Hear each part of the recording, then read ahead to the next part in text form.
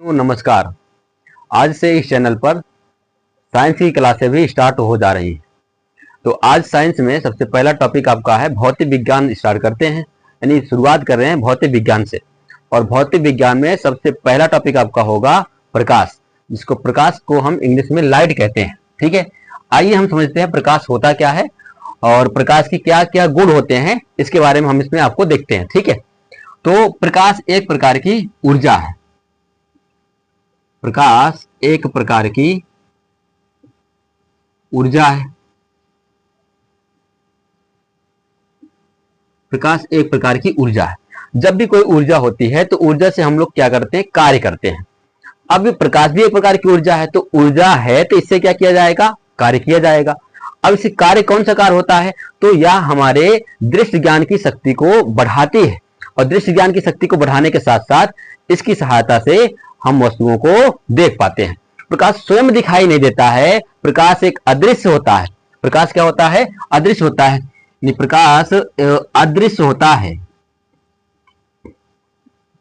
प्रकाश अदृश्य होता है, लेकिन प्रकाश स्वयं दिखाई नहीं देता है। अदृश्य होने का मतलब यह है कि प्रकाश स्वयं दिखाई नहीं देता है, लेकिन प्रकाश की सहायता से हमें वस्तुएं दिखाई देती हैं। जैसे आप देखते हैं, जब कभी अंधेरा हो जाता है तो हमको वस्तुएं दिखाई नहीं देती हैं, लेकिन जैसे से सूर्य निकलता है और रोशनी पड़ती है तो हमें वस्तुएं क्या हो जाती हैं, दिखाई देना प्रारंभ हो जाती है। तो प्रकाश स्वयं दिखाई नहीं देता है, लेकिन प्रकाश की सहायता से हम वस्तुओं को देख पाते हैं। उसे हम क्या कहते हैं, प्रकाश कहते हैं। तो ये हमारे यानी वस्तुओं को दिखाने में मदद कौन करता है, प्रकाश करता है। तो प्रकाश हमारे जीवन में क्या है, बहुत महत्वपूर्ण क्या है, कारक है। ठीक है, तो आइए यहाँ पे देखते हैं प्रकाश आपका क्या है, एक प्रकार की ऊर्जा है जो हमारे दृष्टि ज्ञान की शक्ति को क्या करता है, जागृत करता है, देखने की क्षमता को बढ़ाता है। और यह अदृश्य होता है और ये स्वयं दिखाई नहीं देता है, लेकिन इसकी सहायता से हमें वस्तुएं दिखाई देती हैं। तो इसका कार्य क्या हो जाएगा आपका, वस्तुओं को दिखाना।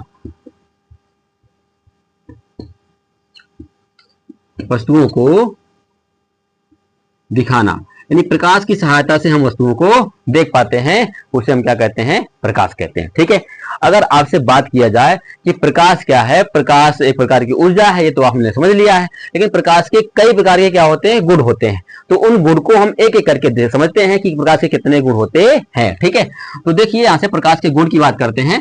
तो प्रकाश के गुण में पहला आपका है कि प्रकाश जो है, प्रकाश सदैव सीधी रेखा में चलता है। प्रकाश क्या चलता है, सीधी रेखा में चलता है, कभी भी जिग जैग मोशन में नहीं चलता है। यानी प्रकाश सीधी रेखा में गमन करता है। प्रकाश सीधी रेखा में गमन करता है।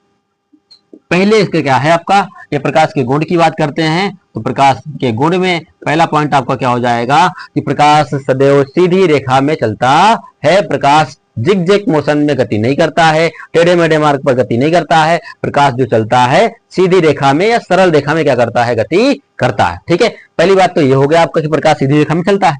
दूसरी अगर गुण की बात करते हैं तो प्रकाश दूसरे गुण की अगर हम बात करते हैं तो प्रकाश के चलने के लिए किसी भी माध्यम की आवश्यकता नहीं होती है।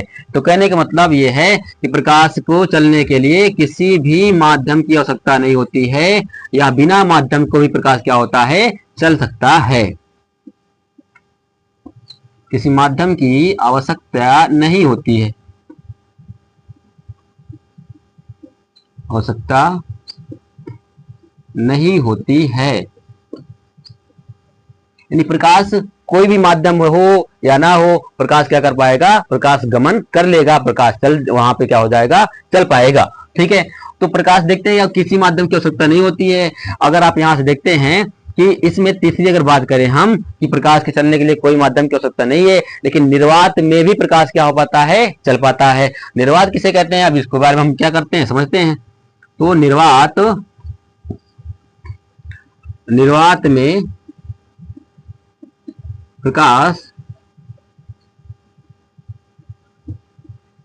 गमन कर पाता है। अब निर्वात क्या है, देखते हैं। कोई भी आपका एक माध्यम हो और वहां पर यानी किसी स्थान पर कोई भी माध्यम ना हो, कोई भी वहां पे कण उपस्थित ना हो, उस स्थान को कहते हैं हम निर्वात कहते हैं। प्रकाश को चलने के लिए विभिन्न विभिन्न प्रकार की जो चाल होती है वो भिन्न भिन्न माध्यमों में भिन्न भिन्न भी होती है। अगर जैसे बात करें यहाँ से एक कोई माध्यम है जिसमें कोई भी कण क्या है वो दूर दूर क्या है आपके स्थित है, इतने दूर दूर आपके स्थित है, तो प्रकाश इसमें भी क्या करेगा, गमन करेगा। लेकिन प्रकाश को चलने के लिए जितने आपको कणों के जितने आपके कण दूर दूर होंगे वहां प्रकाश क्या होगा, आसानी से चल पाएगा। लेकिन अगर प्रकाश के जो लेकिन किसी माध्यम के जो कण हैं वो माध्यम के कण अगर पास पास हो जाते हैं तो फिर प्रकाश वहां क्या हो जाएगा, उसकी गति क्या हो जाएगी, कम हो जाएगी। तो जैसे आप समझिए कि आप कहीं जा रहे हैं किसी रास्ते में आप जा रहे हैं, उस रास्ते में भीड़ भाड़ बहुत है। अगर भीड़ भाड़ बहुत है तो आपकी स्पीड, आपकी जो चाल होती है वो क्या हो जाती है, कम हो जाती है।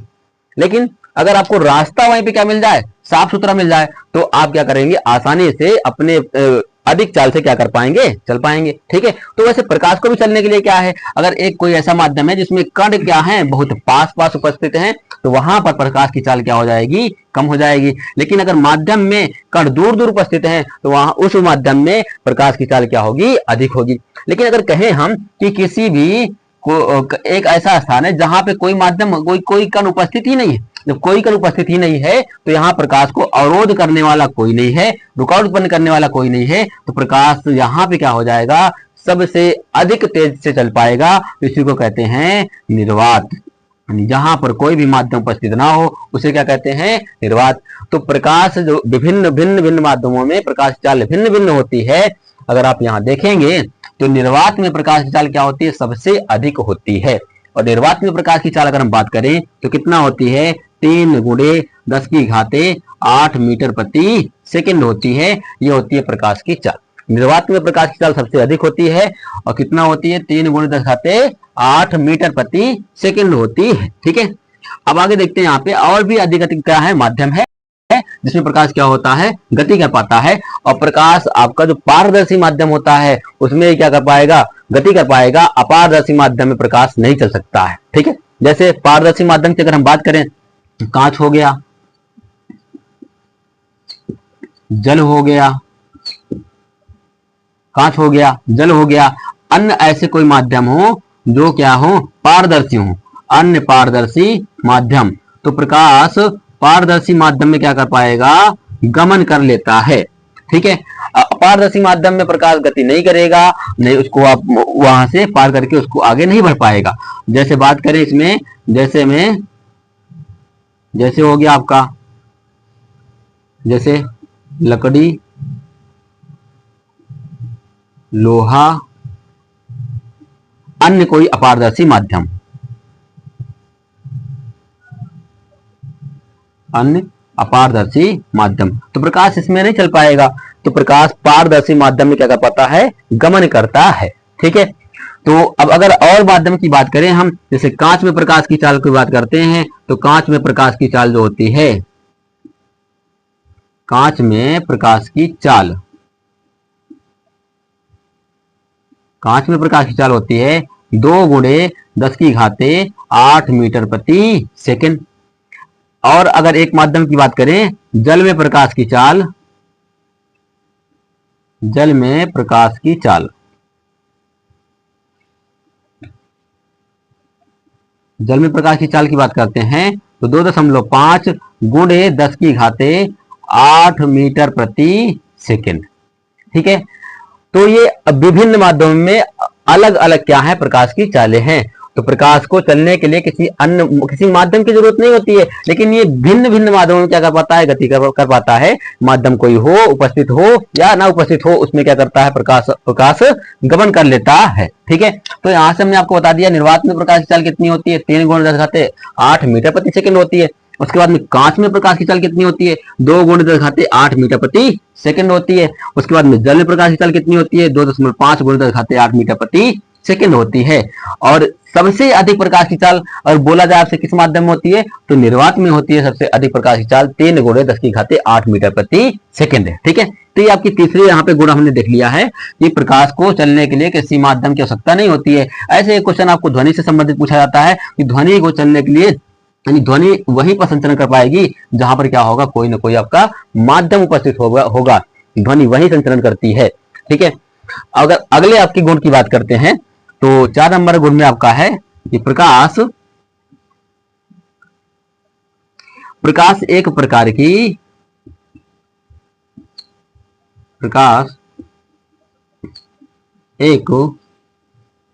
प्रकार की विद्युत चुंबकीय तरंगे हैं।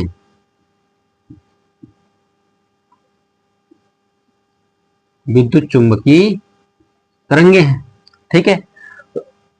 विद्युत चुंबकीय तरंगे को देखेंगे इसमें आपको, तो विद्युत चुंबकीय तरंगे भी सीधे रूप में क्या करती हैं, गति करती हैं। इसी वजह से बताया गया है कि प्रकाश जो है सीधी रेखा में क्या करता है, गति करता है।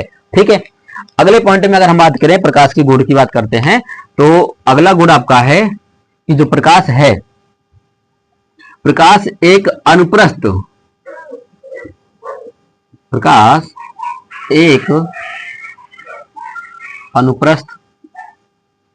अनुप्रस्थ तरंग की भांति व्यवहार करता है। तरंग की भांति व्यवहार करता है।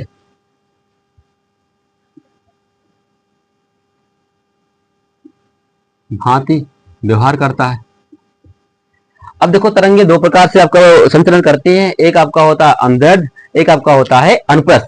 तो अनुदैर्ध्य तरंगों की भांति व्यवहार करता है ध्वनि, लेकिन अनुप्रस्थ तरंगों की भांति व्यवहार करता है कौन सा, आपका है प्रकाश है। ठीक है। तो हम लोग यहाँ बात कर रहे हैं किसकी, प्रकाश की। तो प्रकाश जो है वो अनुप्रस्थ तरंग की भांति क्या करता है, व्यवहार करता है। ठीक है। अब देखिए, अगर अगले पॉइंट की हम बात करते हैं, इसके गुण की बात करते हैं, तो प्रकाश, यहाँ आप एक बात ध्यान देना कि जो वहां पे श्वेत प्रकाश है, प्रकाश कई प्रकार के होते हैं। श्वेत होता है, अवरक्त होता है, पराबैंगनी होता है, भिन्न भिन्न प्रकार के प्रकाश होते हैं। लेकिन श्वेत प्रकाश की बात करते हैं तो श्वेत प्रकाश की जो तरंग दैर्ध्य होती है, श्वेत प्रकाश की तरंग दैर्ध्य, श्वेत प्रकाश की तरंग दैर्ध्य एनसीईआरटी के अगर अकॉर्डिंग बात करें तो 4000 एंगस्ट्रॉम से 8000 एंगस्ट्रॉम तक माना गया है। लेकिन अन्य बुक के आधार पर अगर आप बात देखेंगे तो ये आपका है 3900 एंगस्ट्रॉम से लेकर के 7800 एंगस्ट्रॉम तक आपका तरंग दैर्ध्य होती है। तरंग दैर्ध्य है क्या, तरंग दैर्ध्य का मतलब ये होता है तरंग के द्वारा तय की गई दूरी को ही क्या कहते हैं, तरंग दैर्ध्य कहते हैं। अब इसका अगर आप मात्रक की बात करते हैं तो देखिए, यहाँ मात्रक क्या लिया गया है, एंगस्ट्रॉम लिया गया है, और इसका मात्रक मीटर भी होता है। तरंग दैर्ध्य का मात्रक क्या होता है, मीटर होता है। लेकिन बात आप यहां से देखिए कि जो ये एंगस्ट्रॉम में क्यों ले लिया गया है, एंगस्ट्रॉम दूरी का छोटा मात्रक होता है। कैसा मात्रक होता है, छोटा मात्रक होता है। एक एंगस्ट्रॉम में 10 की घाते -10 मीटर होता है। ठीक है। इस वजह से यहां पे क्या किया गया है, इसको एंगस्ट्रॉम में दिखाया गया है। तो बात यहाँ पे ध्यान दीजिएगा, तरंग दैर्ध्य क्या है, तरंग के द्वारा तय की गई दूरी को ही क्या कहते हैं, तरंग दैर्ध्य कहते हैं। इसका तरंग दैर्ध्य कितनी होती है, श्वेत प्रकाश की तरंग दैर्ध्य है ये 4000 एंगस्ट्रॉम से 8000 एंगस्ट्रॉम तक, ये एनसीईआरटी के अकॉर्डिंग है। लेकिन अन्य रेफरेंस बुकों के आधार पर देखेंगे तो वहां आपको मिलेगा 3900 एंगस्ट्रॉम से लेकर के 7800 एंगस्ट्रॉम तक क्या होती है, इसकी तरंग दैर्ध्य होती है। ठीक है। तो प्रकाश की ये क्या है, आपके सभी प्रकार की ये गुण है। अगर आप बात करते हैं, प्रकाश जो है अगर चिकने या पॉलिशदार सतहों से अगर टकराता है तो प्रकाश वहां से लौट कर टकरा के क्या हो जाता है, लौट जाता है। इसी घटना को प्रकाश का परावर्तन कहते हैं। तो आगे हमको परावर्तन को भी सीखना है। अगर प्रकाश को एक माध्यम से दूसरे माध्यम में भी जाता है तो वह अपने मार्ग से विचलित हो जाता है। इस घटना को प्रकाश का अपवर्तन कहते हैं। इसको भी हमको क्या करना, आगे आपको प्रकाश के घटनाओं के बारे में जब सीखेंगे तो वहां आपको ये बात आपको बताया जाएगा कि प्रकाश का परावर्तन क्या है, प्रकाश का अपवर्तन क्या है। तो यहाँ बात को ध्यान दीजिए कि प्रकाश के क्या है, कौन कौन से गुण हैं। तो अगले अगर हम गुण की बात करते हैं या अगले हम इसको स्रोत की बात कर लेते हैं, तो प्रकाश का स्रोत कहाँ से होता है, तो सबसे बड़ा प्रकाश का स्रोत है सूर्य। सूर्य क्या है, सबसे बड़ा आपका प्रकाश का स्रोत दीजिएगा।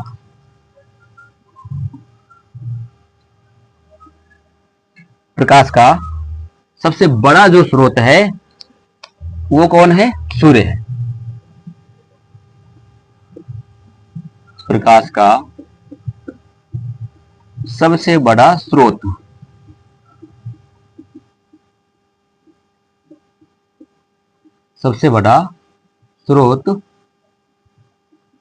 सूर्य होता है। कहने का मतलब ये है कि जो प्रकाश है वो सबसे ज्यादा अधिक हमको कहाँ से प्राप्त होता है, तो कहाँ से प्राप्त होता है, सूर्य से प्राप्त होता है। छोटे तो कई ढेर सारे आपके क्या है सोर्स आपको मिल जाएंगे, कि सबसे बड़े स्रोत की बात करेगा तो कौन सा हो जाएगा, सूर्य आपका होता है। हालांकि आपको यहाँ बताया जाएगा कि सूर्य से पृथ्वी तक प्रकाश को आने में लगा समय कितना है, ये सारी बातें आपको आगे बताएंगे आगे के नेक्स्ट वीडियो में। अभी वीडियो थोड़ा सा छोटा छोटा है, लेकिन थोड़ा सा आपको टाइम थोड़ा सा एडजस्ट होने की वजह से, थोड़ा सा अच्छे थोड़ा सा तक हो जाने की वजह से, फिर उसके बाद में आपको वीडियो अच्छे और बड़े बड़े वीडियो आपको दिए जाएंगे। ठीक है, धन्यवाद।